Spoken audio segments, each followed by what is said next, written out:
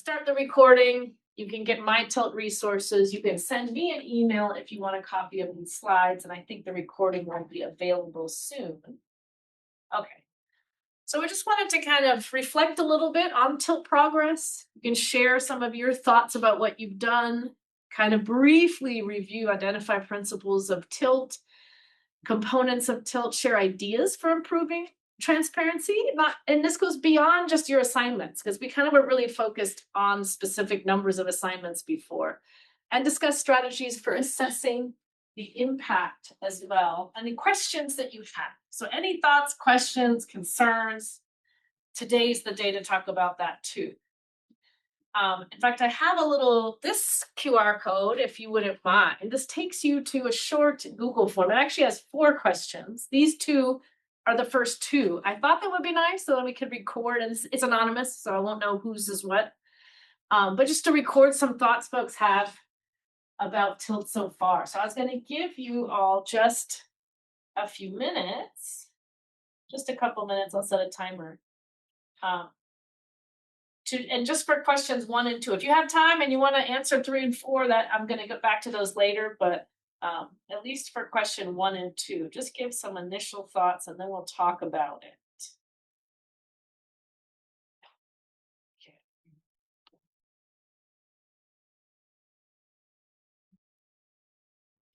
Since you've begun doing this tilting assignments, what has worked well and what obstacles and challenges have you encountered?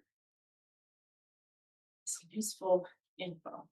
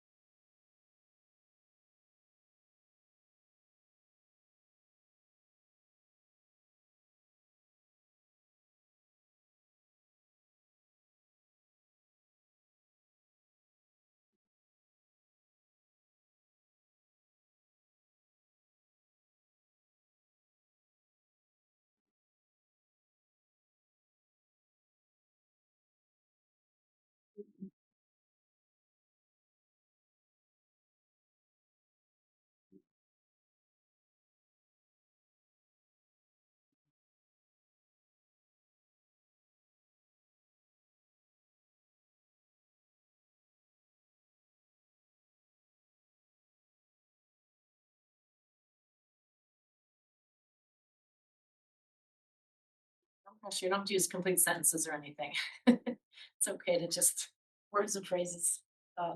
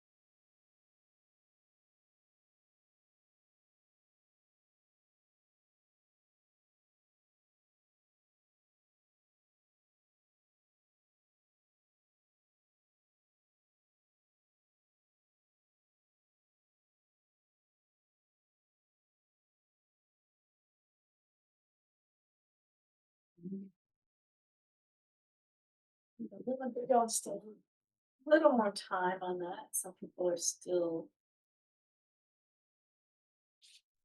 responding.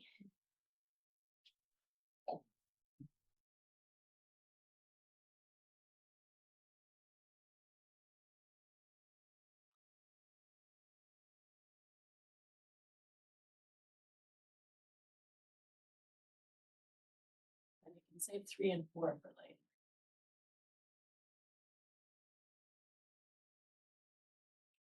Take just another minute to finish up your preliminary responses to 1 and 2.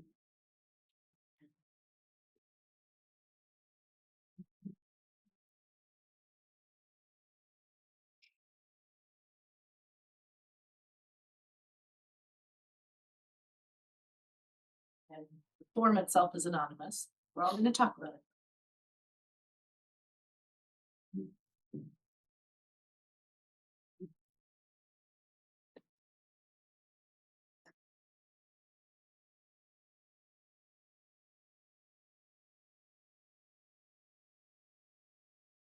Need a little more time.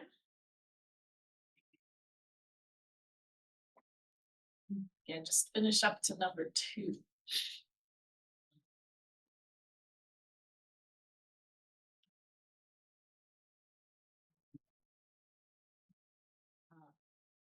Okay. So I think most folks are done. What I was going to do for a couple minutes before we talk about some of these thoughts together, do a little think, pair, share. If y'all, I can just split you all up. If the 3 of you, we've got someone new in the back. If you 3, John, what's your name? It's Chevy, so I don't teach, but Chevy. I only see you in Zoom. I know, I'm putting you in Zoom, and then the other time that I see you is when you're accepting, awards for your team. So if the 3 of you want to talk just for a couple minutes about the questions, and then Peter and sorry, what's your name again? Pradeep. If you 2 want to talk, and then we'll talk together. Share what you said. What's worked so far? What's been challenging? And if you don't teach courses and you don't have assignments, then you could talk about how you may have used these principles in other communications, etc. I wanted to come to this because I feel that for assessment reasons, when assignments are tilted, it just makes all of assessment. It just Nice. It connects everything for us better. So. I didn't answer it because I came in and when she said a couple of minutes, I'm like, I won't even have time by the time I do that. So yeah. I'm not a semester. Yes, I'm program coordinator. So I came here to this because we are redesigning CCS, which will be running back in the fall. So we're going to Dev on creating our news. We've been creating minimum of 4 tilted assignments per class. So I did last semester I taught the moral communication class. I just find it easy once you start doing, and I know that I think was it we had minimum 2 tilt assignments we had to do. When they first did it, 2 more, yeah. I honestly, the assignments I do now, I feel like it. Once you get into that rhythm, I don't know about you. I teach adjunct with red EOR. I do my it's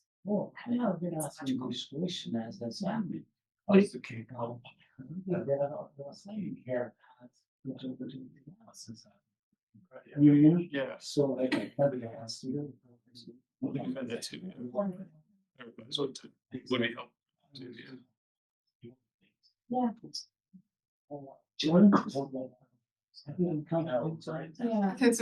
like more just like change. Like I don't want to go in and change my assignments, but I've seen Bree work with people to tilt the assignments, and of course she made it not seem like this huge barrier, right? And we're okay, we just line these things up, and work well. So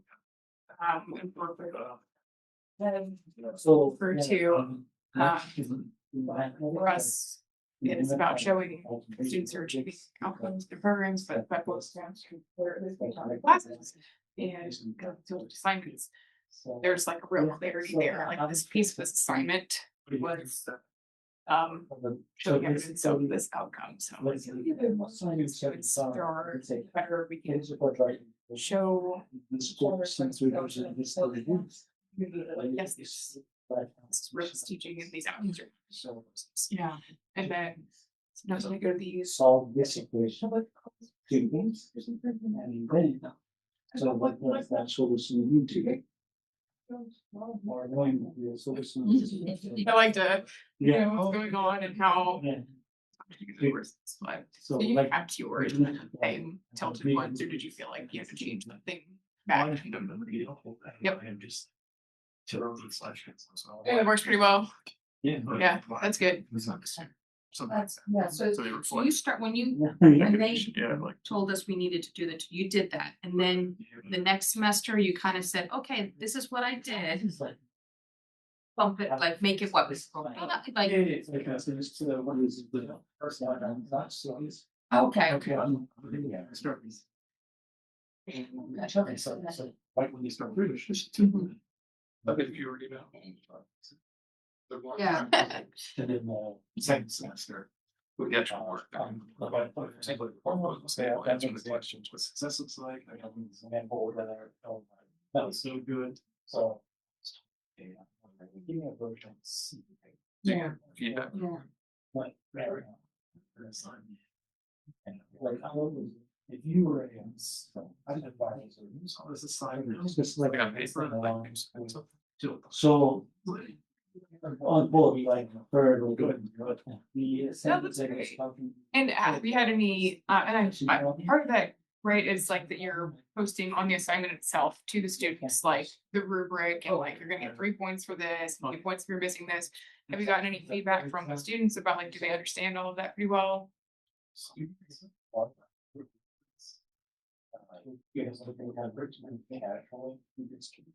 Those answers on campus. Here's the record. Yeah. Okay. Killer paper, killer thesis. Taught. Fantastic. I'm about to say that. It's really good. I can tell you that's the. So they might not have lessons and care about the cash, so. Like that kind of feedback. So. But, Yeah. do you, So like. I don't know if you really see that you're like, against your everything, is it beneficial in a way to? So I call it. I don't get one. I know, yeah, because it was competitive. Too. Yeah, Zombie was good. So.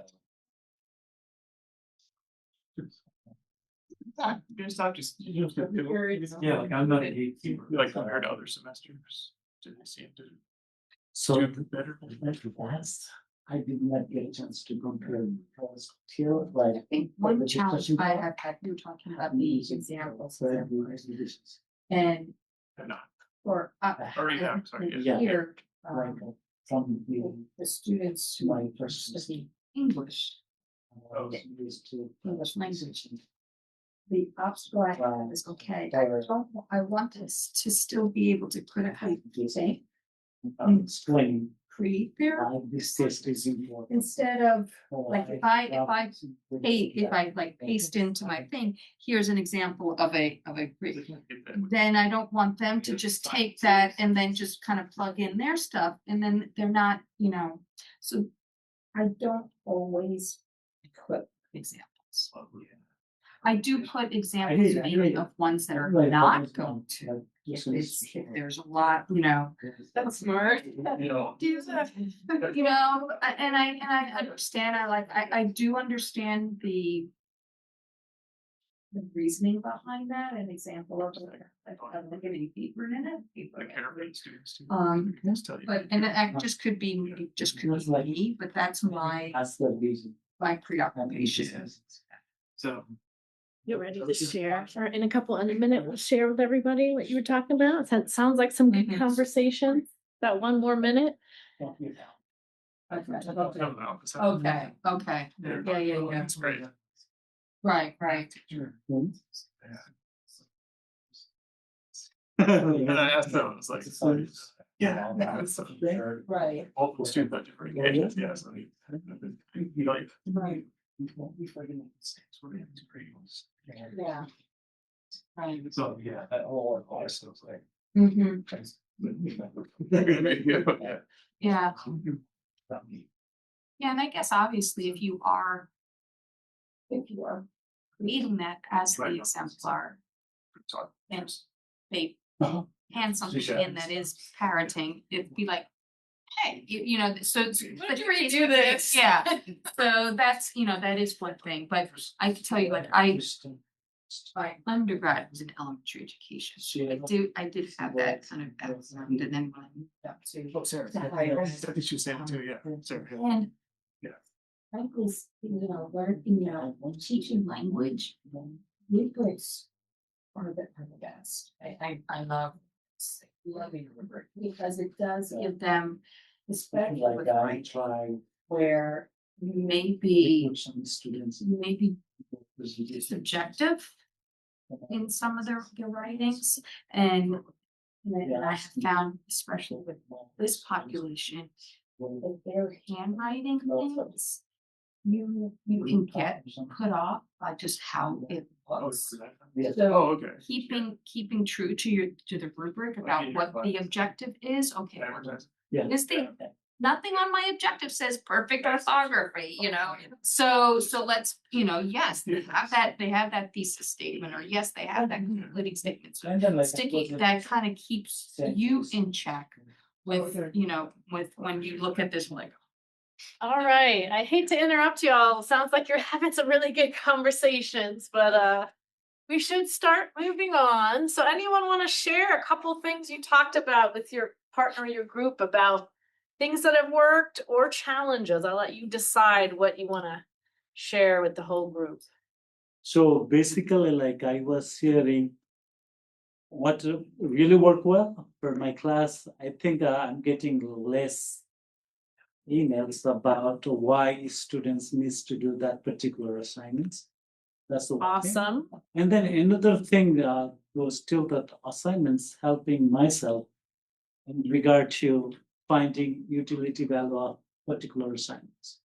So when I evaluate that particular assignments, oh, maybe I have another assignments which could have better utility value for students. You know? So like that's helping me to decide that utility values. Yeah, that's a great point. Y'all want to take a turn? Anything? I want to say good things that I just heard from. So we had usage of rubrics, but like in a two-sided way, both that the students find them easy to understand in the assignment, and then that they can keep you to like following it appropriately on the grading part. Yeah. So I thought that was a good like two-sided aspect of using a rubric. That's a really good point. The idea of the rubric working both ways for the students, but also, you know, for the instructors. And of course, I recently started using the built-in rubrics in Canvas, and that also just helps streamline things too if you're using those. But how about obstacles? You guys, I mean, I'm glad to hear, you know, things that have worked well. Any challenges or obstacles that y'all talked about that have come up, things that are frustrating or things that, this just seems to, you know, either I don't want to do this or this didn't work how I thought it was. Anything that's been challenging? With, maybe it's not tilt, but just with like rubrics or criteria. I don't like using a rubric for like writing assignments for philosophy. For various reasons, but I can give an example of a written assignments and annotate it. I think students don't look at it. Or they probably, but I don't know if they look at the rubric either. Right. Get them to see and try to look at that criteria. I don't know if there's a way to get them to do that or yeah, that is hard because we can't force. Like a rubric might be easier to see, but if I'm asking them to look at a whole essay, seems like an obstacle for them. Making those maybe. Yeah, finding ways to make the students read and watch everything. That's kind of an issue that I wish we had the answer to that. But that's and I think one of the things in Tilt too, we'll mention this, is, you know, rubrics are a great way. A lot of folks use rubrics, and I think it's sort of like a rubric or a checklist. So if you don't like rubrics, more of a list or a checklist of content expectations, you know, just something that's pretty clear and specific that the students could look to say, what is the instructor expecting? What do I need to make sure I do or include in this assignment? So, but I like the idea of the annotated example. But yeah, I mean, sometimes if the student doesn't do well on the first assignment, you can point them back to the rubric or to the example, and they'll say, oh, I guess in the future I should look at those. Other stuff, what were you gonna say? I was gonna say that examples came up as a challenge over here too, I think. Yeah, for me, teaching, in ESL, that's the trying to balance that temptation of giving that example of what is expected or exemplary and what would need revision. But then the challenge is how do you manage if the student, all they're seeing is, oh, this is what will get me, and then they just kind of, swap out, a couple of words here and there, and they're like, here it is. It's just like yours. And that's a common issue folks have with how you do examples. And I would say that's the how. First of all, if you only include one example, then there could be greater temptation to kind of copy that one. So using a variety of different types of examples, showing either different approaches that students have taken that are significantly different, and also incorporating those real world examples, or maybe you're just giving an example for part of the assignment, not the entire assignment, or in class. Maybe if you have an in-class activity or a video, if it's asynchronous, where you're going over and kind of providing annotation and discussion of an example, but it's not there for the students to access. You can kind of get creative with how you do it. But we'll talk more about that. We'll come back to some of these, so feel free to stop me anytime. I wanted to talk more about, and I think most of you know, but I wanted to go over for some folks going back to the why, the purpose of all this. Why are we doing the tilt in the first place? As some of you may remember, it's part of the Reynolds flight path, which itself came out of our Achieving the Dream work when we became an Achieving the Dream member college and began to really focus more intensely on how can we improve student success through early momentum, how to improve retention, that kind of thing. So how we came to tilt was, as for that goal of improving student success and retention, we had a committee comprised mostly of faculty that reviewed different high impact practices, research on different ones, and said, well, what's something we could do here at Reynolds that we could apply across all different courses, across all different disciplines, that has been shown to have an impact? And we kind of decided tilt seemed like one of the most practical. Most instructors that I found when I was part of the implementation are already doing most things that are aspects of tilt. Most people, it wasn't brand new, all these parts of it. But some of the other high impact practices, like service learning, which is great, highly encourage it. But can we have all classes and all disciplines do service learning? Probably not. So, there's a reason tilt was chosen for practical reasons, but also the research shows that it has an impact. Improving student success, sense of belonging, academic confidence, etc.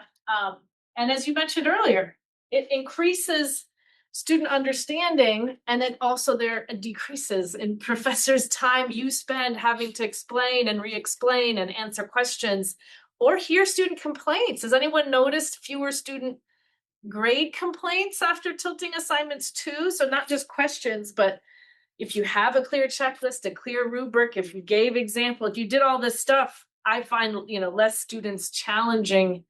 So that's saving you time in the long run. That time you put in up front tends to save people time. When it was not intended is to just check some boxes off from the admin, or to restrict instructor creativity. Okay, so because I know some of and most people have been for it, but occasionally you do get some pushback.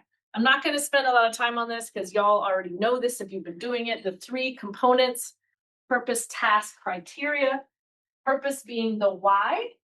And for that, not just connecting to course learning goals, but to real world purpose. Like, how does this benefit your learning in this course, but also just how can it benefit your skills and knowledge in the real world beyond that? And concise lay terms. You don't have to copy and paste a bunch of learning outcomes from the VCCS here, right? But you can, if you want to. But the task, clearly spelling it out step by step what the student needs to do first and then next, along with any resources that need to be consulted one way I explained it to folks is try to think about your assignment, that everything the student needs to know and do to complete the assignment is somehow either specifically explained or included or linked to in that assignment. So, and even sometimes hyperlinks. You don't want to make the text so long because they're not going to read it all, but you can hyperlink to some resources they can consult, or you can just say, instead of saying consult the textbook for this, say in chapter 3, section 2, or in chapter 3 on page such and such, you can find an example. Just spell it out. Because think about it, part of this, when this is clear, that saves the student time, right? They don't have to think, oh gosh, which chapter is it? Let me go back and look at the schedule, which chapter, you know what I mean? If you're not making it real clear what they need to complete this assignment, that they're going to have to now spend a lot of time hunting around the course materials and the Canvas side and the books to figure out where to find what they need. And now they spent 45 minutes before they've even started on the actual assignment. So thinking about the task and the resources as kind of somehow all in one place. And then, as we mentioned, criteria, right? A rubric is great, or a checklist, some clear, specific idea of what are your expectations for this assignment that's to help determine the grade. So that, and then again, it helps the student and it also can help you as well. Just a little background, again, some of y'all remember it started implementing this in fall of 2024. Started with just Gateway English and Math course instructors tilting 1 to 2 assignments. Then in spring, all full-time faculty asked to tilt at least 2 assignments, and then Gateway courses an additional. So Gateway instructors were a little bit ahead since those courses are seen as so important to student early momentum. Then we added adjuncts. This past spring, focusing on student feedback to refine the assignments you're already using. That became a focus. So instead of adding additional assignments, one thing I wanted to highlight, there is not new specific guidance that's been released for this year yet. The original goal of an extended timeline was that eventually all instructors and all courses would be tilting at least 2 or more assignments eventually, but that was never determined how long it would take. And I know there was some discussion because, some of us teach a small number of courses and we kind of reteach them. We don't teach that many different courses, but in some disciplines, people are teaching like 6 different, courses with dean approval or request and teaching different, so for some people doing 2 for every course every semester was a lot to ask. And so there was some negotiations with the deans on that. But the reason the 2, like why 2, that was what the research showed. The research showed that 2 is the minimum number of assignments that would show a measurable impact on student success, sense of belonging, et cetera. So that it's not just an arbitrary, this wasn't determined just by our administration. This was what the research showing efficacy focused on. So you can continue to work on moving towards at least 2, but how many of you have done more than 2 just because? Yeah, a lot of people have. People that at least, see the benefit are like, I can tilt everything, like it's not just 2 assignments. So that's kind of a minimum that folks should work towards. But I know a lot of folks that see the benefit have started applying it kind of across the board. So in a practical sense, keep doing it and then keep seeking student feedback.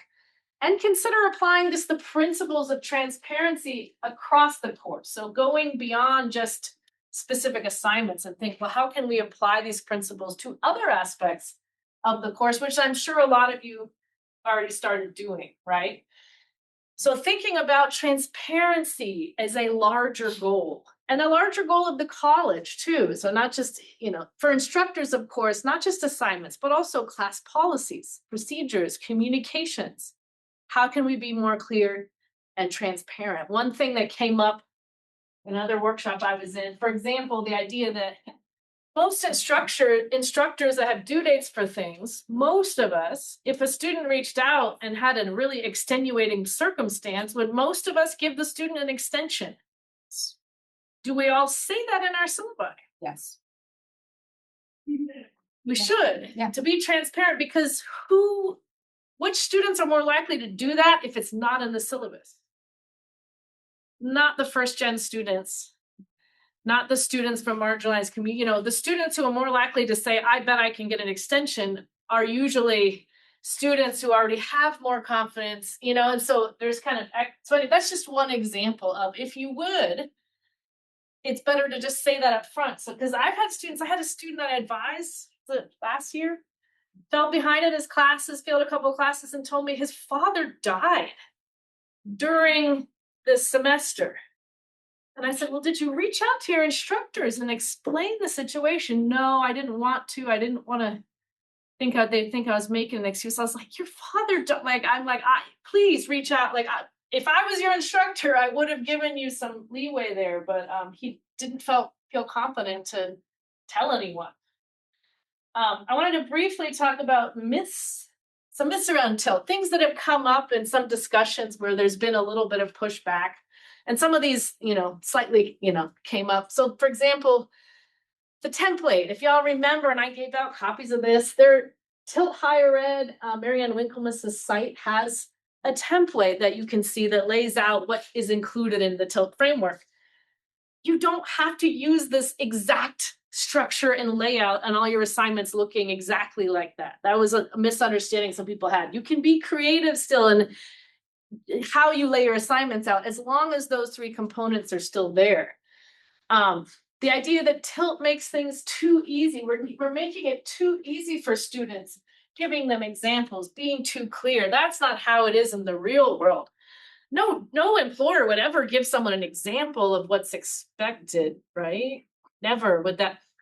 Some of these ideas are a little weird. I'm like, so your employer would never give you, okay.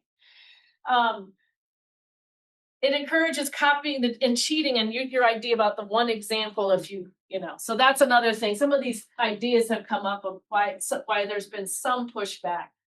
And I kind of said some of this already, but the layout doesn't need to be followed exactly, as long as you're including purpose, task, and criteria in the assignment somewhere.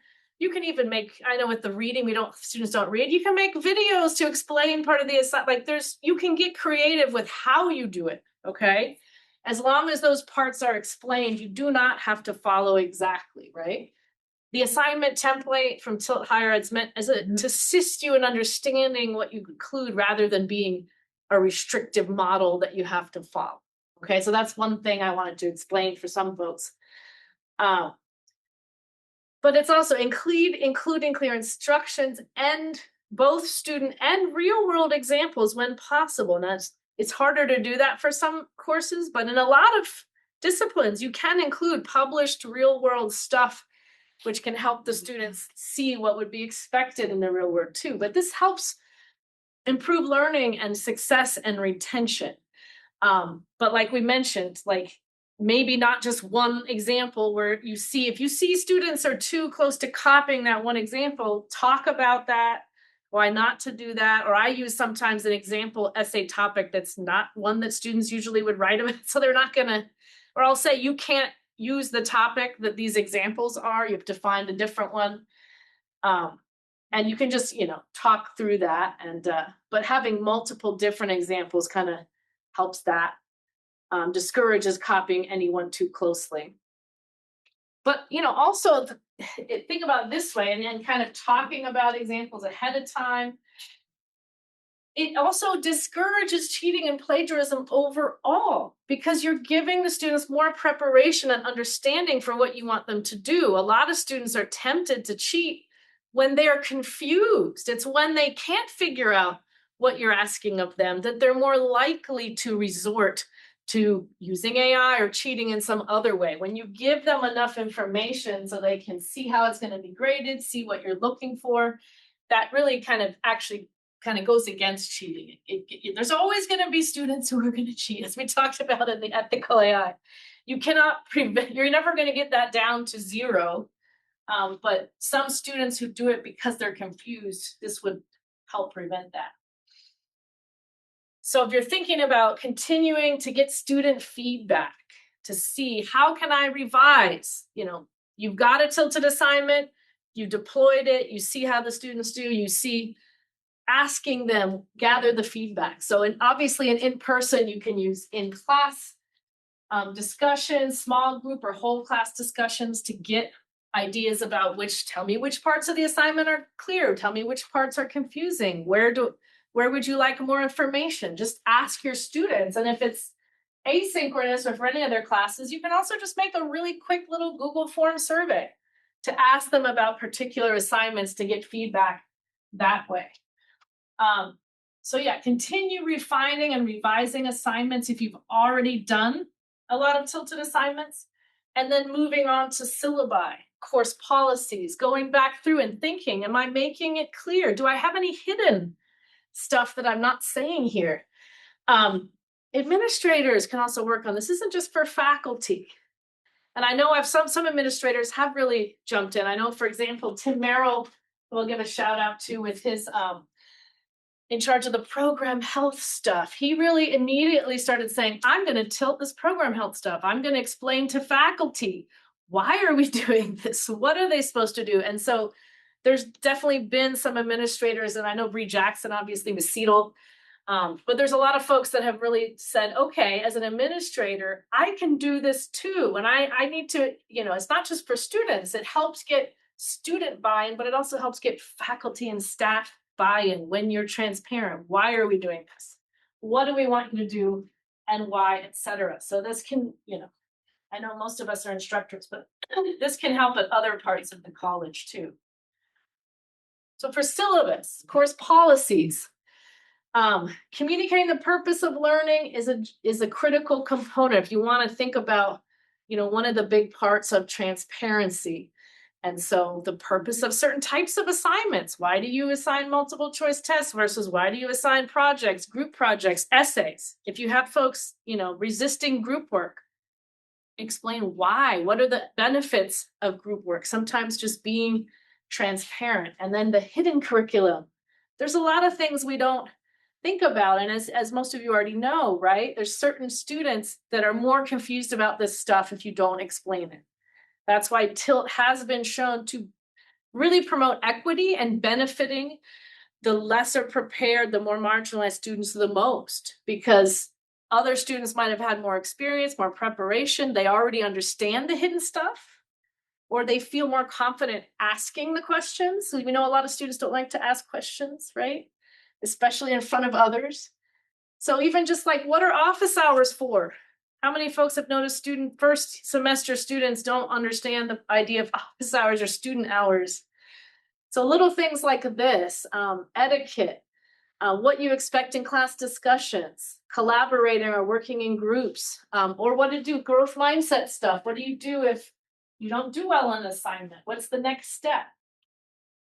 I'm going to go through some of this kind of quick. So the college is in the process of assessing the impact. I know our first survey that we sent out, it was kind of late in the semester last year, I think, and there wasn't many faculty responses. So I think they're also working on getting more faculty to respond as part of the college's assessment and faculty attitudes. The college can pull data, and see student success rate data, but for instructor feedback, if you see a survey come out, please take it so we get more feedback. Anyway, this is some of the things that these surveys, they worked with external evaluators to develop. Again, we need folks to answer them, but you can also do this. And I know there's some folks that even have TILT stuff as aptos, but you can evaluate your own students. You can see, okay, here's in Canvas, here's the grade on this assignment from 2 years ago before I tilted it. Now since I've been tilting it, do you see that students are doing better on that assignment? Has the actual success rate improved? There's also the SAS instructor dashboard that's available through the intranet. If any of y'all, how many have looked on that? That's really interesting because then you can see not only, it's your overall class success. It's not, based on individual assignments, but it gives you demographic breakdowns of how students do in your different classes. So if you haven't taken a look, that can be an interesting way to kind of see how your students are doing, at least overall, pre and post tilting. I had this last one, just a couple more questions. To get feedback, if you want to take then a couple more minutes, just a couple minutes to respond to these two if you didn't do it before. What have you learned from tilting so far? And where do you think the college should move? And if you run out of time, you can answer the one you're most interested in. Where do you think the college should move in improving transparency? So this could be the how the college is handling encouraging folks to tilt, or it could be transparency from the administration. Anything that you think, any ideas you have, be good to give some feedback here.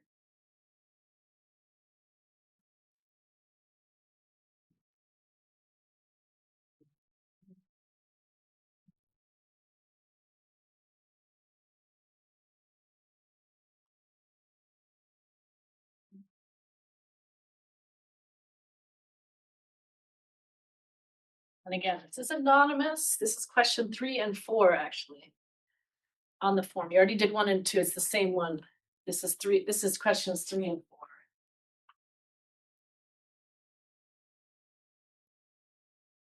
It would be neat to like just grab those assignments that were like selected in Canvas that were tilted and the data instead of just like asking about it in a survey, you know?